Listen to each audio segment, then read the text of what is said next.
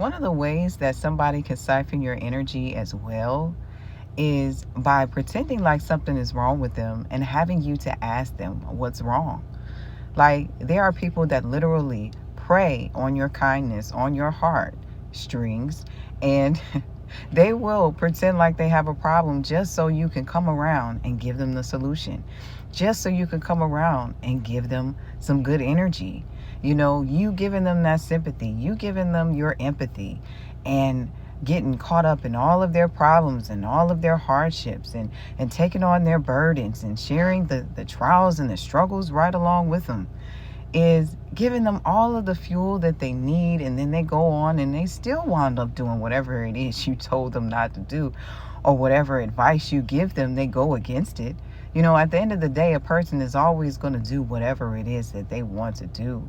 But I'm particularly talking about those people that when you see them, they just so happen to have such a downtrodden look on their face. They just so happen to be looking out of sorts. And they're counting down. They're counting down the seconds, the minutes for you to say, what's wrong? That's all they're looking for.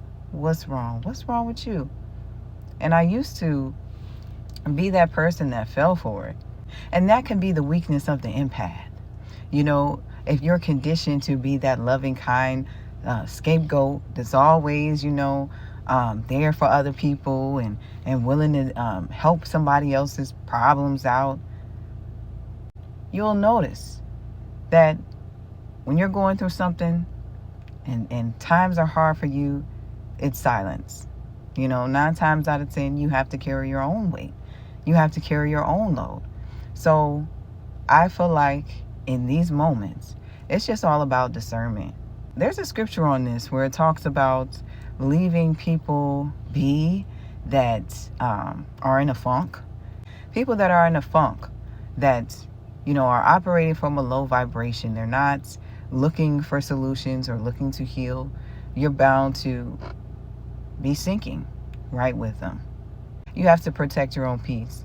You have to put yourself first, and you have to remember that at the end of the day, you are numero uno. And that is their responsibility to figure out whatever it is that they have going on.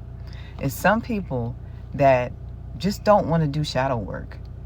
They sit in whatever funk it is that they're in, and they expect people to figure out whatever it is that they have going on. And that is the mindset that they have. Sometimes people just want you to ask, and they're just waiting. They're just waiting for you to figure things out for them.